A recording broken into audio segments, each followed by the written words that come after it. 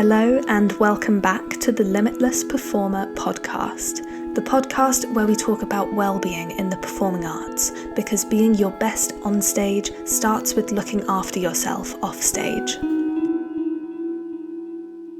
Before we dive in, a little life update.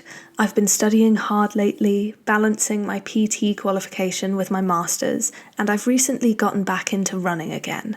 Honestly, I feel like I've just been hit with a huge wave of motivation. Maybe it's the change in the weather, maybe it's the back to uni energy in the air, or maybe it's because I rewatched Legally Blonde the other day and I'm fully in my montage moment. You know, that scene where she just decides to go all in and suddenly everything shifts. That's exactly how I feel stepping into this season. And that ties in perfectly with today's topic, ambition. Because ambition is something we all have, whether you admit it out loud or keep it quietly to yourself. There's something in you that wants more, that little spark that says, I can do this, I want to push for more. But here's the catch. In the performing arts, ambition often gets tangled up in comparison. We're shown such a narrow picture of success, the West End contract, the national tour, the dream agent. And of course those things are amazing. They're huge milestones, but they're not the only milestones. So today, I want us to unpack ambition in a different way. We're going to look at why it's not one size fits all, how to figure out what success actually means for you, and how to actually enjoy the process instead of constantly waiting for the big break. Because ambition is so exciting. It fuels growth. It can be the thing that makes you wake up in the morning with energy, like you're in your own movie montage, working towards something you actually care about. So if you've ever wondered, am I ambitious enough? Am I successful enough? Am I where I thought I'd be? This episode is for you. When we think about making it in the performing arts, there's usually a very clear picture in people's heads. The West End, Broadway, a national or international tour, maybe a TV series. Those are the big gold standard markers that get celebrated. They're the ones that make people outside the industry light up when you tell them what you do. Oh wow, you're on that show. You must be so successful. And of course, those achievements are amazing. They take talent, hard work, resilience. But what happens when that's the only picture of success that we're sold? What happens when we're constantly measuring ourselves against something so specific and so narrow? I really felt this when I first started training. Before I got to drama school, I was the best in my little community, the one who always got the solos, the one people said would go far. You're the only one who got into a certain drama school. Then you walk into a room where everyone has gotten into that drama school and was the best from where they came from. Suddenly, you're surrounded by people who are just as talented, just as driven, and you can feel your identity wobble a bit. That shock of, oh, so if I'm not the best anymore, what does that mean for my future? Even now, on my master's, we spend so much time talking about working with elite world-class athletes, and don't get me wrong, I love that. I really admire it. But at the same time, I've realised I'm just as passionate, maybe even more passionate about working with people from all walks of life, because everyone deserves access to movement, health, and joy, not just those who already sit in the elite bracket. And it's funny because that mirrors so much of what happens in performing. We have this hierarchy, this unspoken ranking system, where some jobs are seen as more worthy than others. Lead versus ensemble, cruise contracts versus West End contracts, drama school trained versus self-taught. And then that word creeps in. Just. I'm just in the ensemble. Oh, I'm just doing panto this year. I'm just teaching at the moment. And that word just eats away at us. And yet teaching, for example, is so important. Teachers shape the next generation. They pass on skills, passion, resilience. It's not just anything. It's everything. The danger of this narrow definition of success, this constant hierarchy, is that it chips away at our mental health and self-worth. If the only version of success is standing in the spotlight on a certain stage, then 90% of performers are being told, consciously or not, that they're failing. And that's simply not true. Success in the arts is not linear. It's not one job title or one contract. But when we're conditioned to believe that it is, we can end up feeling less than, even when we're doing something valuable, fulfilling, and still very much part of this industry. So now on to ambition, because if success is the what, ambition is often the how. If you actually look up the definition, ambition is simply a strong desire to achieve something. That's it, just that inner drive that pushes us forwards. And in the performing arts, ambition is everywhere. It's almost woven into the culture. From the first audition to the last curtain call, ambition is the engine. But here's the tricky bit. Ambition is a double-edged sword. On one side, it's amazing. It pushes us to train, to keep learning, to reach for opportunities that we never thought possible. It's what gets you up so early to rehearse and what keeps you resilient when auditions don't go your way. On the other side, though, ambition can very quickly tip into something less healthy. It can become comparison. It can become overworking. It can become that gnawing voice that tells you, this isn't enough, you're not doing enough. There's actually a really interesting bit of research that says anywhere from 30 to 50% of our thoughts are about the past or the future, not the present. And if you think about it, performers are kind of the poster children for that. We're constantly projecting into the future. You land a role, and instead of celebrating, your brain's already going, okay, well, what's next? What if I don't book another one? What if this is it? I know I've done that. You finally achieve something you worked so hard for, and instead of sitting in that joy, you're already moving the goalpost. That's the double-edged sword of ambition. It keeps you moving, but sometimes it steals the joy of the moment. So how do we deal with that? I like to think of ambition as energy. And energy isn't good or bad on its own. It's neutral. What matters is how you channel it. You can let it spiral into comparison, into burnout, into that constant feeling of being behind.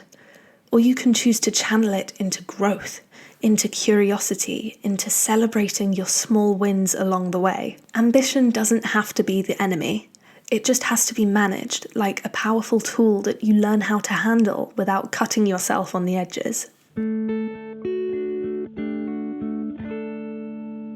I want to share a concept from a book that really hit home for me, The Ambition Trap by Amina Altai. If you haven't read it yet, I genuinely recommend it. It's all about how ambition can become a double-edged sword when it comes to constant self-judgment and comparison. Altai talks about the trap that so many of us fall into. We chase success so hard that it becomes a cycle of never enough. The harder we push, the more anxious and depleted we feel. It's not that ambition itself is bad, it's that we often let external expectations hijack our energy. The trap is believing that our worth is tied only to achievement, when in reality our value isn't conditional. As performers, this is something I see all the time. Think about it. Auditions, roles, contracts, feedback, social media, it's all so immediate, so visible. If you're constantly measuring yourself against everyone else, it's easy to feel stuck in that trap. One day you book a role and feel proud. The next day you're already thinking about the next audition, the next comparison, the next what if I'm not good enough. That's exactly what Altai warns against. The book encourages us to treat ambition differently.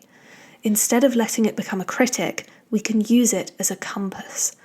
Ambition can guide you towards meaningful growth, but the key is to separate your sense of self-worth from the outcomes. Success doesn't have to be a trophy or a title. It can be the daily practice of showing up, learning, and moving forward without letting comparison and pressure dominate your mind. For performers, the lessons are clear. Recognize when your ambition is motivating you versus when it's draining you. Celebrate small wins and progress, not just your headline achievements. Build a personal definition of success that includes joy, growth, and balance, not only the contracts or the applause. Be mindful of the mental space you occupy. Altai reminds us that our energy is finite, so it's worth choosing where it goes. I found this perspective so refreshing because it gives permission to care about goals and yourself at the same time. You can be ambitious without burning out. You can aim high while still enjoying the process. And that honestly is how performers can sustain long careers, by channeling ambition as energy and not letting it become a trap. So we've talked about the traditional definition of success and how ambition can both drive us and drain us. Now it's time to flip the script. What if success isn't about a particular role, a contract, or a spotlight moment? What if success is something you define for yourself?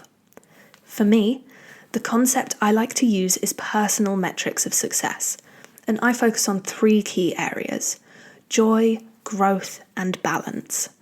First up, joy. Are you actually enjoying what you're doing? This sounds simple, but in performing, joy often gets buried under pressure and expectation, understandable when you've got bills to pay. I know I used to go into classes analysing every move, every note, comparing myself to everyone in the room. But joy, real, light, full-bodied joy, that's a success metric all on its own. Second, growth.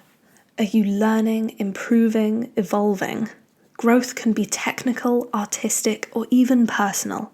Maybe you're mastering a tricky combination, refining your voice, building physical resilience, or learning how to manage your energy. Growth doesn't have to look like a headline contract, it's about progress over time. Third, balance.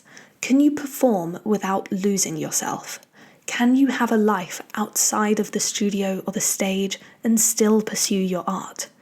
Can you nourish your body, your relationships, your mind, while pursuing the things that you love? Balance is a huge indicator of long-term success. And here's where it gets exciting. There are so many ways performers are redefining success today. People are thriving outside of traditional routes, teaching, choreography, movement science, social media, creative entrepreneurship, and even research into performing arts health. These are all incredibly valid paths, and they all create impact. They all matter. I want to share a little personal insight here. For me, success really started when I stepped back from trying to perform full-time. Suddenly, I could watch shows again without that internal comparison. What are they doing that I'm not? I could take a class just for fun, not to analyse every single move I made or that dreaded video at the end. Singing lessons became about loving my voice, not just hitting rep or audition pieces. And here's the surprising thing. I found that I was actually more successful than I'd ever felt as a performer. Not in terms of roles or contracts, but in terms of impact and fulfillment. As a performer coach, I'm helping people discover their own joy, their strength, and their confidence. That's where I feel like I'm really making a difference.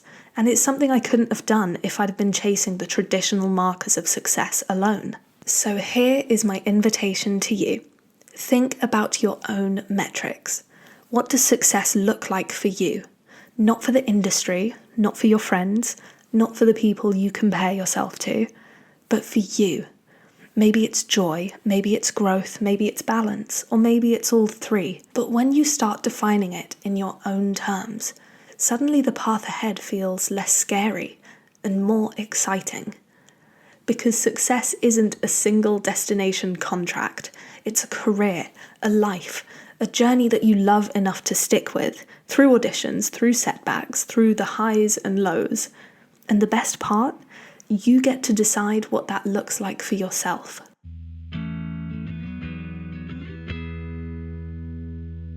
Now, let's bring this home. I want to guide you through a little exercise, something you can do with a journal or even just in your head if you're listening on the go. It's about connecting with your version of success. So, start by finding a comfortable position, sitting or standing. Take a deep breath in and out. Let yourself relax into this moment for a second. You are here, you are present, and for the next few minutes, we're going to focus on you. Not the industry, not your friends, not social media, just you. I want you to think back to the very first time you felt successful as a performer. Maybe it was a small moment, hitting a note, mastering a combination, performing for someone who mattered to you. Really see that moment in your mind. Where were you? Who's around you? What are you doing? And most importantly, why did it feel like success? Take a mental snapshot of that feeling. Now, write it down. What made it matter? What about it made you feel proud, capable, or alive? This is your first personal metric of success. Next, let's bring it to the present. Think about 3 things outside of performing that make you feel proud. Maybe it's teaching someone a new skill, looking after your own well-being, helping a friend, or even managing your time and commitments. Whatever they are, jot them down. These moments show you that success isn't only tied to the stage, it's everywhere in your life. Finally, imagine a world where nobody else's opinions exist. No comparisons, no expectations, no hierarchy. What would your version of "I've made it" look like? Visualize it in detail. Where are you? What are you doing? How do you feel? Don't overthink it, just notice the first thing that comes to mind. That is your true north. Take a few deep breaths and hold on to that vision. That's the version of success that's unique to you, and it's always within reach. So the next time you feel doubt creeping in, or the comparison trap calling your name, come back to this exercise. Reconnect with your joy, your growth, your balance. Those are the things that really matter. Those are the things that make you feel alive, fulfilled, and limitless. Let's finish by exploring how to reignite your spark, the kind of ambition that energizes rather than drains. First, a mindset shift. Healthy ambition isn't about chasing approval or comparison, it's about choosing where to direct your energy. Ask yourself, what excites me? What makes me feel alive in my craft? When you reconnect with that, ambition becomes fuel, not a critic. So here are some ways to reignite your spark. 1.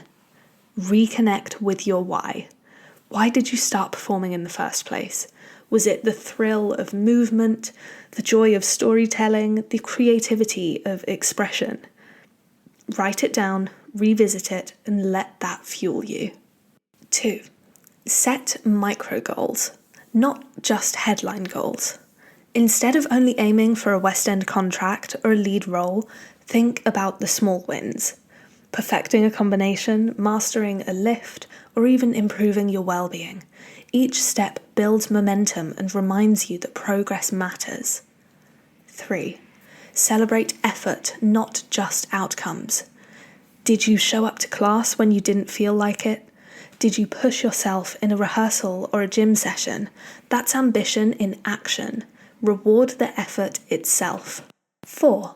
Create a spark list. These are activities or practices that energize you and remind you why you love performing. It might be a favorite warm-up, singing in the shower, choreographing a short piece, or teaching someone else something new. Schedule them weekly. These are mini doses of inspiration. 5. Practice healthy comparison. This is going to sound contradictory, but hear me out. Looking at others' success can be inspiring if you frame it as information, not judgment. Ask yourself, what can I learn from them? How can I adapt that into my own journey? And 6, take deliberate breaks. Ambition isn't about constant grind. Rest is part of growth. When your body and your mind recharge, your focus sharpens, your creativity flows, and motivation naturally returns. The big takeaway here is healthy ambition is about balance. It's about channeling your energy with intention, celebrating progress, and keeping joy at the heart of your craft. When you do that, the spark isn't fleeting, it's sustainable. It's what keeps performers going for decades, not just for a season. So, if you've been feeling stuck, uninspired, or in a rut, start small. Reconnect with your why, celebrate the effort, and add tiny sparks back into your routine. The energy will follow, and your ambition will feel exciting again, not heavy and not draining.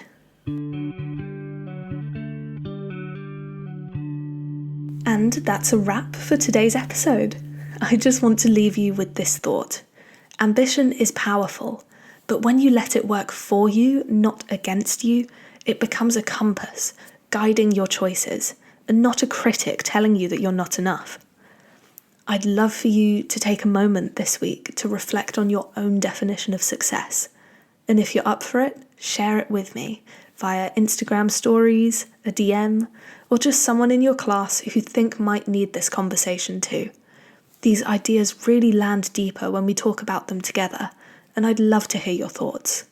If this episode resonated with you, it would mean so much to me if you shared it with a friend or a classmate or a fellow performer. If you're listening on Spotify, don't forget to follow and leave a rating. It genuinely helps me reach more performers who might need to hear this. And if you're watching on YouTube, hit like, subscribe, or even leave me a quick comment. Honestly, knowing these episodes reach you guys makes my whole week. You can always find me on Instagram and TikTok at Limitless Performing, where I share tips, inspiration, and a little behind the scenes of my own journey. Thank you so much for spending this time with me today. I'm so glad that you're here. And I can't wait to see you next week for another episode of the Limitless Performer Podcast. Keep your ambition as a compass, stay curious, and don't forget to celebrate the little wins along the way.